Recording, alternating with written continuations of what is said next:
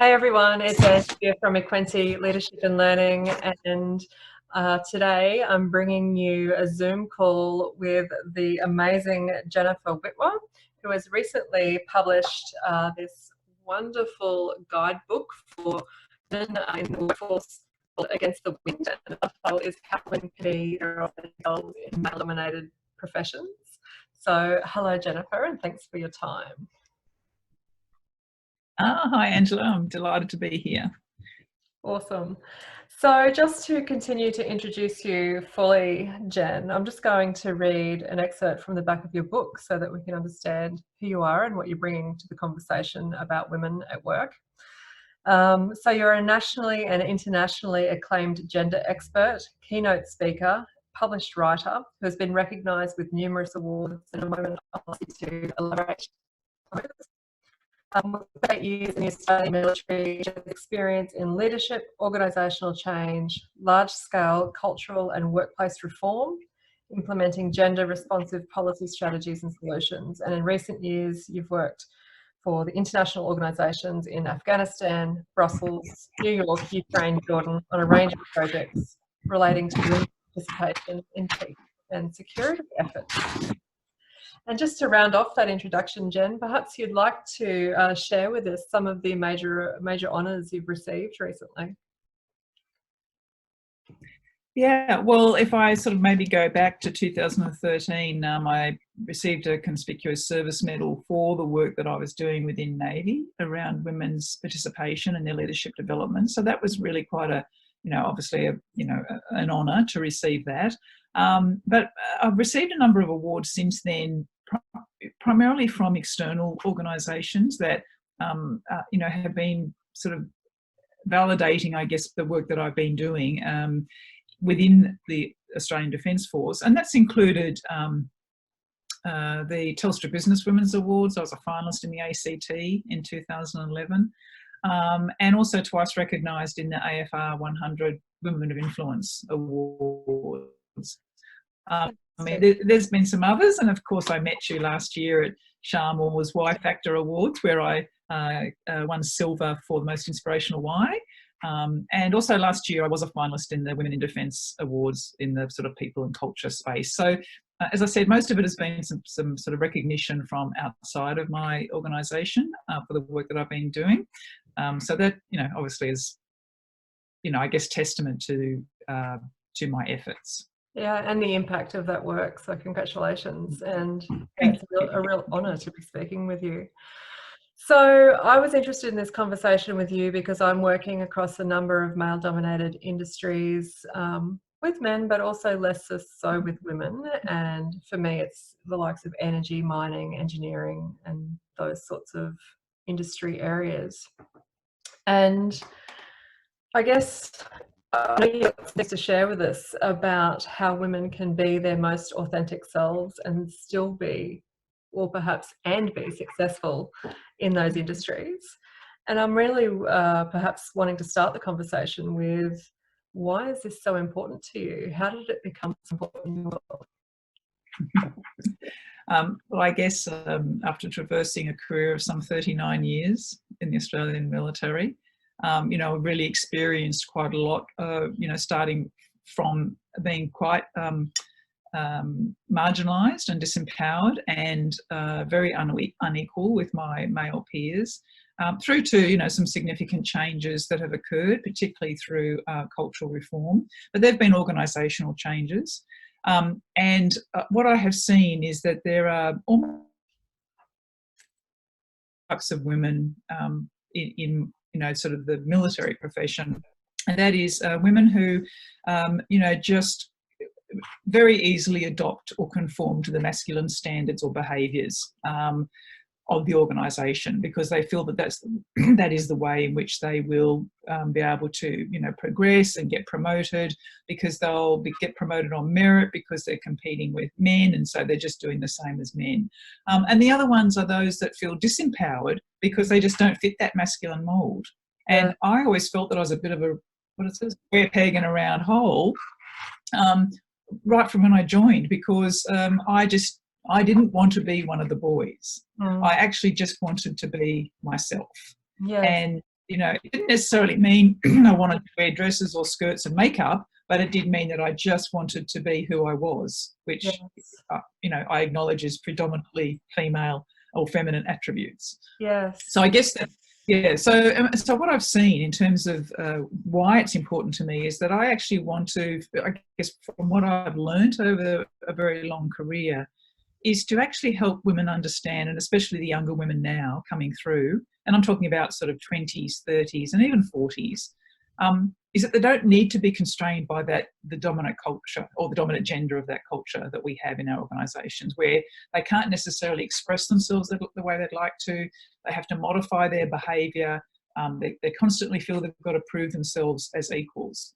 And, there are also women in the organisation who feel that, whenever you talk about gender or gender equality or special measures or anything like that, they push back on that because they fear this, having their achievements diminished or minimised. And all that is doing is just feeding into this very hyper masculine culture of the organisation, where women have had to adapt to that rather than the organisation being more transformational and actually adapting to having women and men in it.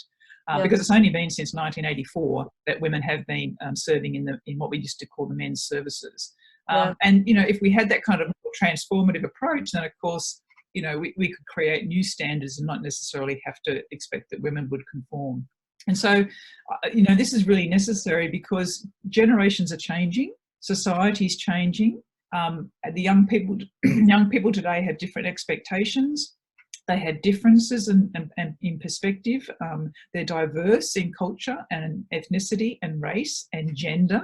I mean, we even have our first non-binary cadet at the Australian Defence Force Academy.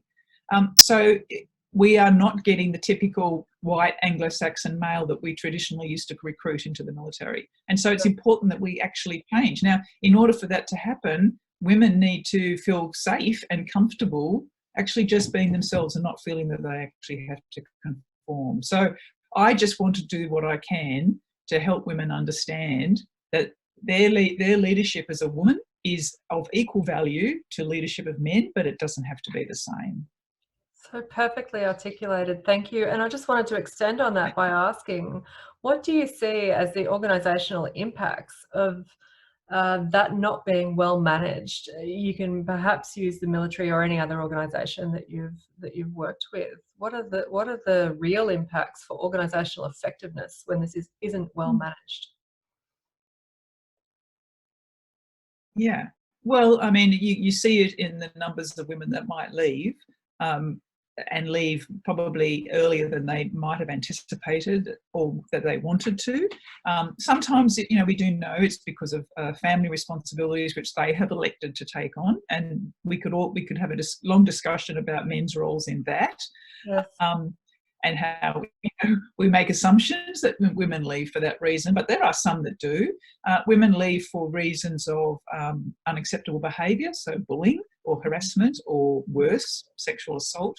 And I think women also leave too because they're not because if they try to be who they are themselves, be their authentic selves and lead that way, then because that doesn't conform, then the unconscious bias in our promotion system and our careers pathway may inhibit them.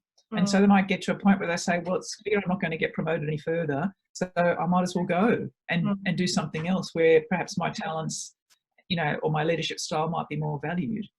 So it's, and then at that sort of that exodus of women or other, I have to say, other minority groups who may feel just as disempowered or disenfranchised, means that we're losing the diversity that we need to be more operationally effective. Yes, yes. And so operational effectiveness and diversity are linked in most research survey results. And I guess that is the organisational impact there. What are the signs of Well, can I just Go ahead. So I just wanted to add, in terms of operational effectiveness, for us, and I mean, because it's very clear in business, usually it's a bottom line and, you know, return to stakeholders and so on. But for us, it's not even just we want the diversity in the decision making in our organisation. It also applies to when we deploy, and we are normally deploying to cultures that are very traditional, very patriarchal, most often Muslim, and we absolutely need to have the diversity of genders and ethnicity and race and culture in our teams that go over there, so that we can better relate to those communities that we're deploying to. So this is not just about, you know, increasing women or, you know, keeping women in because we think it's a good idea. It is an operational imperative. So not just operational effectiveness, but an imperative for us. Yes, and the more you can represent the communities that you serve, the more effective you can be. So, yeah, great point. Yeah, exactly. Yeah. And in your experience, extensive consulting in countries and organisations around the world in this area, what are the encouraging signs of progress that you're seeing? Look, and I've been, you know, working in places like Jordan, Ukraine, which, you know, both very different countries, obviously, for race and culture and ethnicity, but both very mired in sort of patriarchal, gendered communities and norms. And they have until recently sort of really inhibited women's ability to really be engaged in leadership positions in business, in the community, you know, in professions like the military or the police, for example.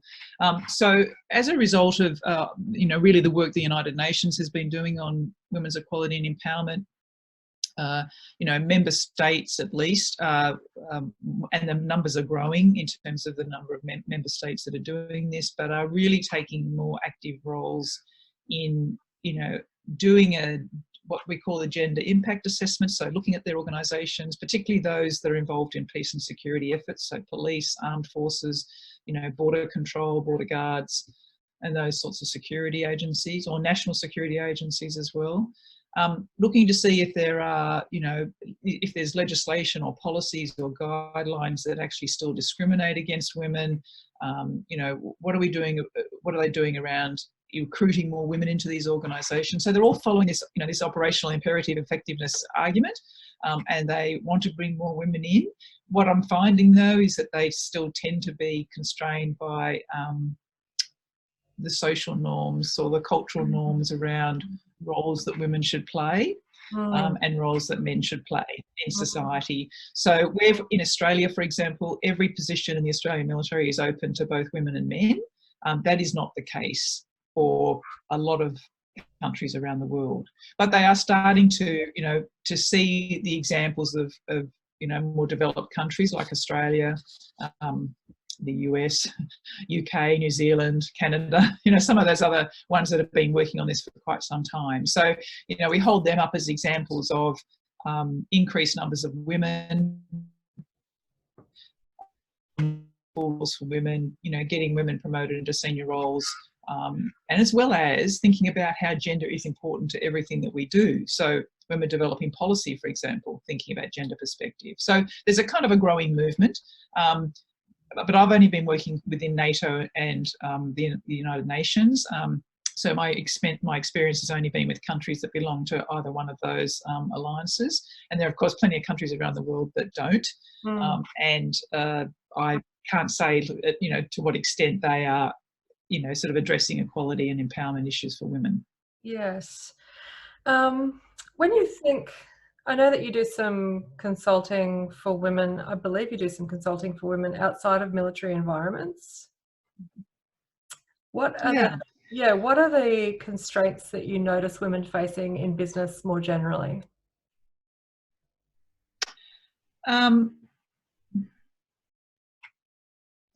To be honest, I actually think that, you know, some of the constraints that we might be facing are very similar across the board, because I think that we're all tackling gender equality for exactly the same reason. And in many businesses, they're similar to traditional male-dominated organisations in that they might have a hierarchy of men, women at the lower levels, and so there's this problem around not seeing enough women progress. So that's I guess a disincentive to stay, and a reluctance to see special measures as a way to increase, women's parity or progression.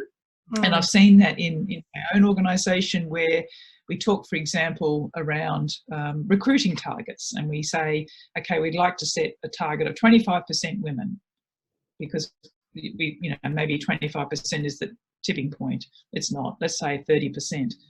And then you get pushback from parents who might say, oh, well, that's not fair. That means my son won't get in. And they actually forget that they then still have 75% of positions that their son is eligible for. Yeah. And so that's just one example that we've heard anecdotally has been an issue for us.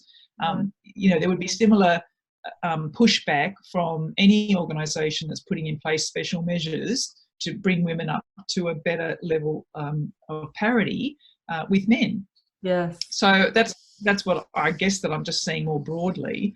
And the other thing I see too is that this notion that where you do have the women who are really conforming to the sort of the masculine behaviour or standards of the organisation, is women saying, oh, I'm as good as the men. They say, oh, I can do this as good as the men. And this just assumes that the male standard actually equates to a level of competence that women should aspire to, just because it's always been that way. But in reality, in this day and age, it might not be the right standard, in a more contemporary context. So I think women themselves are constraining themselves. In fact, Wendy McCarthy, I'm sure you've heard of her. She's a long-time feminist, and I heard her speak last year. And, she just said that, and it's a bit like Madeleine Albright, who said, there's a special place in hell for women that don't support other women. What she was saying was that, that in a sense, women who kind of aspire just to be the same as the person before them, which is generally a man, means that they're really aspiring to be less than they could be. Yes. So, and that's coming from her experience with feminism and gender equality, in academia and other kind of organisations. So, I think that is a constraint that women are putting upon themselves. And then, of course, being a disincentive for other women, because they might look at what these women have achieved and go, well, I can't do that, or that does, that's not being true to myself. I don't want to do it. I don't want to go down that path. I don't want to, whatever. So it's kind of like a bit of a snowball effect. Yes, and maybe this is an academic question. It's just purely conceptual, one that we haven't prepared for in advance. But you referred to the masculine standard of success, and I wonder if progress would be represented by a gender-neutral standard, or when feminine standards of success are seen equally to the masculine standards. I actually don't like gender-neutral or gender sameness as a way to achieve equality, because in the main that generally means if it's been a traditional and historically male-dominated organisation, we're just adding women and stirring, right? And then what it doesn't do is then actually achieve the intent of bringing in that diversity that you want from women and other diverse groups, because you're saying, well, we just want to treat them all the same. Or if it's gender neutral, we're not taking into account those differences. So you can't have it both ways. But you can't say as a business that you want to bring, we want to have men and women, and we want to have different genders, and we want to have different, backgrounds and cultures and what have you, and then say, oh, but hang on, but we're going to treat you all the same. Because in any event, right, equality is not about being the same. It's the celebration of difference, the leveraging and embracing of difference, yeah. Well, it's that, but equality is about actually just ensuring that all those different groups have equal access to something, right? But how they might get it is different. How they might achieve it is different, and that's what we equity. That would be, for example, the special measures that you might put in place for example, to increase the pool from which you promote women to a certain position, Mm. or, you know, increase the pool from which you want to select people for particular appointments or opportunities. You need to put in place special measures. So you might say, for example, okay, every time I promote someone to a partner in my consulting firm, I want to make sure that the pool has 40% men, 40% women, and 20% either, which is the general rules around boards now, government boards. In that way, you're actually saying, you're not saying I'm going to choose all women or all men, but you've got a broader pool. So that's actually then means that that's a special measure, which is an equity measure that might enable women to ultimately achieve the same or has access to the same opportunities that men have had for a long time. So that's why, you know, we misunderstand exactly what equality means, and it's definitely not being the same, and it's definitely not being gender neutral, because then we're not appreciating those different. Yes, very useful distinction. Thank you, Jen, for clarifying that. I love the comment that I've written down is adding women and stirring as an indicator of, you know, where are we truly embracing femininity in leadership as opposed to neutralizing it. Yeah, fantastic. I wonder then, I know that a lot of my network are women in leadership roles, and I work with a lot of women, like I say, in the consulting that I do, and I've been wondering how to navigate this.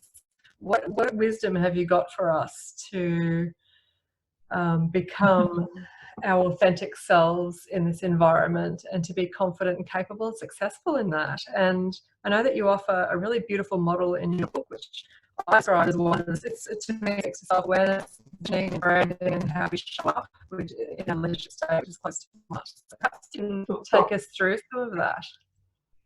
I can, and I just missed about the last 20 seconds of what you said, unfortunately. But what I'll do is just talk a little bit broadly first, if I could, and then I'll just talk to the model.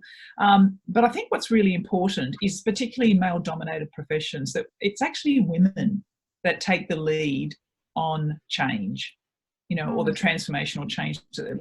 Because by acting in a way that's authentic to themselves, hopefully it becomes a growing movement such that it then impacts the culture.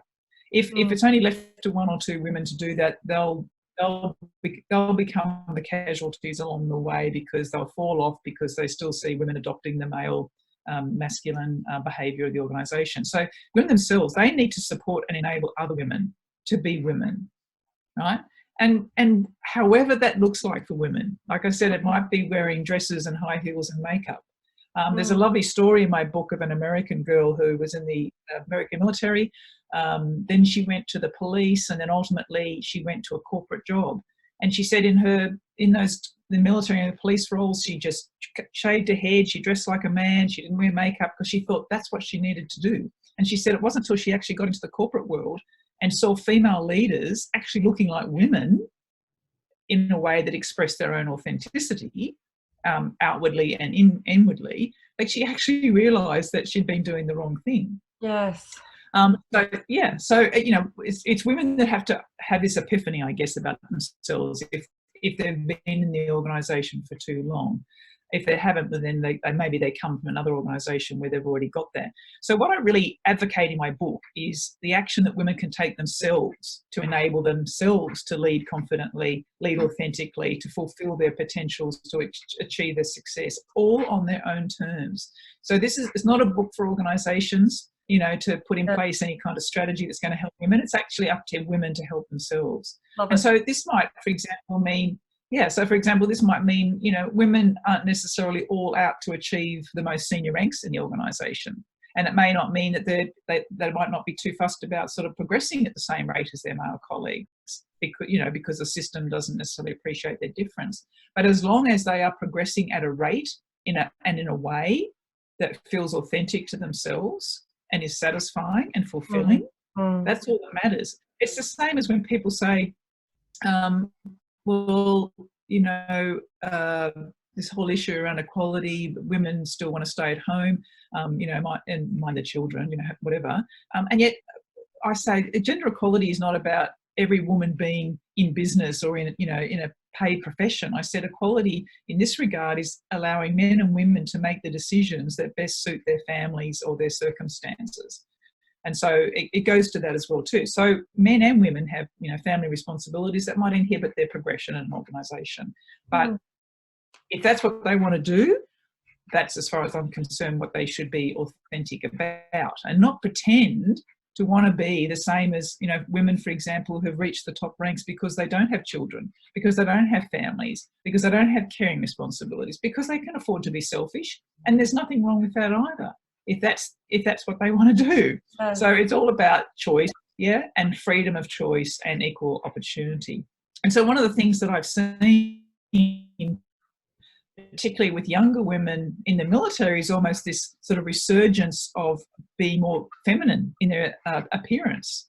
I've seen quite a number of young girls in the Navy over the last few years wearing a white uniform. It's a dress that I was issued with when I first joined 40 years ago, that still exists. It looks a bit like the bowling dress that women used to wear down at the local bowls club. And they're wearing it because they don't want to wear pants. And they actually want, and they put a bit of makeup on. And so to me, so this is a generational thing. This is young girls saying, we actually want to look like women. We don't want to look like men. And so to me, that's a really positive sign that perhaps even our cultures will change anyway, because these young people are coming in with these different ideas. Now, that's all anecdotal. I have no evidence to back up that would be a any kind of movement that's going to rock the business world at the moment. I hope that this is a thing amongst young people. And I think because young people too are much more accepting of everybody else. They're accepting of other genders. They're accepting of other diversity. They don't have the kind of issues or hang-ups that we older people do. So, they may well be the transformative change that they can bring. So the book is really aimed at, professional women in their 30s, 20s, 30s and 40s. They're the women I've been mentoring and coaching over the years, where I've been trying to say to them, you may not necessarily have a role model, because not every woman in the military is a role model for somebody else, for lots of different reasons. Sometimes it's just because there's no one else in that particular employment category. And, I just say to them, be bold, don't be beige, don't blend into the background, don't feel you have to be the same as everybody else, the men. You don't have to be the same as the person before you, read men. And just get out there and do your job as well as you want to do it and as authentically as you possibly can. So I guess the way in which I was mentoring and coaching really kind of fell into a little bit of a kind of pattern. And this is what sort of drove the development of this model that I use in the book, which I've called it Be What You Can't See, which is a bit of a clumsy title for the model, but that comes from this notion that we need to flip this myth that you've got to see it to be it, or you can't be it if you can't see it, because role models are not always going to exist. And even in 2020, our workplaces are evolving so quickly and changing so quickly that there are going to be opportunities for men and women to step up and do new things. So I say to the women, just because nobody else has done it doesn't mean that you can't do it. And so actually have the confidence in yourself to be able to step up and take on, a high visibility project or an opportunity that's been offered to you, even if you don't know how to do it. As Richard Branson says, work it out later. And be that, be what you can't see. Become what you couldn't see at the beginning, because you just put these blinkers on to start with and say, oh, well, I don't have any role models, so I don't really think I can achieve this or do that. But I say you can, if you just be open to whatever comes your way. And that's, I use my stories in the book just to show that by taking a whole number of steps and opportunities, I've taken my career in a completely different trajectory, which hasn't involved getting promoted to the most senior ranks, but it has involved me following my passion and doing work supporting women in the industry that I'm familiar with and that I about, and working for organisations that are passionate about the same topic, women's equality and empowerment. And so I live the life of Riley now, because I'm doing because I've had these steps and this progress in my career that's led me here. Yeah. So the model itself, and I really encourage everybody to buy the book so they can actually, look at and follow this model themselves. But it's based on the Be, Do, Have coaching model, which means that you really, you need to be the person, you need to do the things you need to do to have the things that you want. And it's as simple as that. Yes. And so you set goals, work out what it is you want to do, set goals. You might sometimes go, veer around and, go left and then go right and whatever, keep coming back to it, but have an idea of where you want to move ahead. And so I have 5 main strategies, and I won't go into the detail under them, but pretty much it's really around stepping up and tackling the firsts that come your way and not being afraid of it. And that's the first thing. Just casting aside any fears that you have that you're not qualified enough or you don't meet the criteria. Apply for the job. Put your hand up to do something, whatever it is. Just say, yeah, I'll do it. And then finding your strengths, because I think that's when you do something like that. You might fall over, you might make some mistakes, you might fail. I hate that word, fail. But you pick yourself up, you get on with it, and do it again or do something else. You need to build resilience, and that is so important, mental and physical resilience. And that only comes from facing any form of adversity or obstacle and getting over it and moving on. Now, I do talk in the book about a sexual assault that I was the victim of when I was very young. Yes. I was 20 years old. But for me, I don't labour the story, because that's not the point. And I'm not here to, provide assistance to women who may have been through a similar situation. But what I do use that story to show is finding the silver lining in something. And of course, I hope that women don't experience the same thing as me, but there may be other things in their career and their lives in which they can find the silver lining, which then also means that they might veer off to some other different direction and end up, following their passions. And then fourthly, taking new directions and not being afraid to take new directions. And that could be leaving an organisation. It could be staying in an organisation, but really trying to carve out a career path, even if it hasn't been done. It is carving out a niche career path where it had never been done before. And then lastly, really just about thinking big. And I call them big, brave and important goals. And then everybody talks about goal setting, and it is so important to just have an idea. Now, look, I have to be honest and say, when I first joined the Navy, I had no idea I'd even still be here at this point. I didn't have any goals. It didn't really fall out for me until probably about 12 years ago, which is then when I started on this pathway that's led me to where I am now. And for a little while, I kind of just rolled one thing into another, again, not really with a plan. But there came a point where I was able to say to myself, right, I know what goals, the things that I want to hit, the things that I want to do, the things I want to achieve. And it might have come late, but I say to women, think about that a little bit earlier, perhaps. But, it comes when it comes. So, but always just think that goals are an important part of, getting from A to B, whatever that A to B is.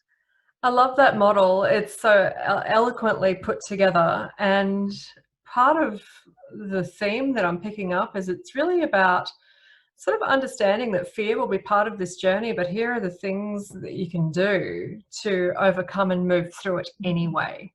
And I think we share some commonality in our coaching approach and message there. What do you think?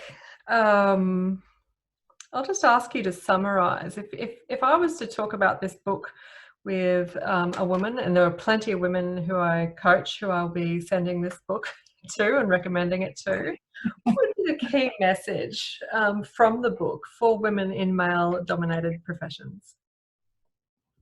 I think the first thing is really understand male leadership is different from male leadership, but there's nothing wrong with that, and it is equal. And I really would like just to share with you a few words from our Minister for Defence, Senator Linda Reynolds, who spoke at an International Women's Day event a couple of weeks ago. And to me, it was actually just exactly what I talk about in my book, in terms of a realisation that she was avoiding her feminine leadership. And so I would just like to, if I could, just share with you a small passage from her speech. So she said, for a very, very long time, In the absence of female leaders, a certain male leadership stereotype has been reinforced, promoted, and deferred to, and there was little imagination or courage for any other possibilities. Then she explains that once she saw the outcomes of Elizabeth Broderick's review into the treatment of women in the ADF, which was conducted in 2012, she says, I saw that women could help defence do things differently and better. And I started questioning my own leadership style. Along the way, I'd unknowingly adopted behaviours that didn't really reflect who I was or who I wanted to be, and my voice had been stifled.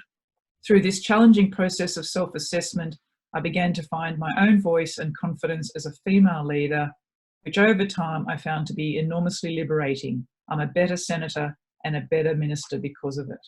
And that's exactly what I'm saying in the book, is that you don't need to adopt those behaviours that are not true to yourself.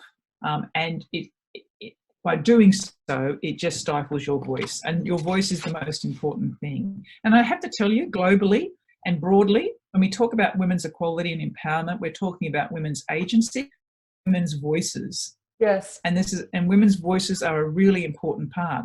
When I go back to the comments I made earlier about women leading the change, this is so important that women speak up, that they, praise women's, that they highlight, what women are doing, in their organisation or, more broadly in their community or whatever, that we actually support each other, but use our voices to show that we are part of that sisterhood. And so I've tried to bring all of that together. And that's why I was thrilled to see her comments. She's obviously a senior female leader in our government, a minister for defence. We've had 2 women ministers of defence, which has been fantastic. And she herself is she's a military reservist. So this is exactly where she's coming from. It's her experience, and she has put it succinctly and so well to show that she needed to be shown the light herself. But once she did, she realised what she had been missing out on. And so that's what I've really just tried to show through the book, is how women just can be themselves and accept it and embrace it. Yes, I think that's such an important point around not becoming less of yourself or becoming someone else, but in fact we want to become more like ourselves. And I think this model that you've offered here offers some really great guideposts for navigating that. Yeah. So actually, could I go ahead. Sorry, Angela, could I just say that and to use Sheryl Sandberg's a turn of phrase, it's time we leaned into ourselves. Yes, absolutely. I love it. In violent agreement there. So I guess what I'm seeing in your book and through this story is that you've got the track record. You've lived this. It's not an experience that you need to make up or tell stories about. You've got it all on board. You're qualified significantly. You're awarded. Your research and referencing in the book is thorough and quite particular. It's really well done. And now you're consulting at the global level, highest level really in this area. What's next for you? I think there might be another book.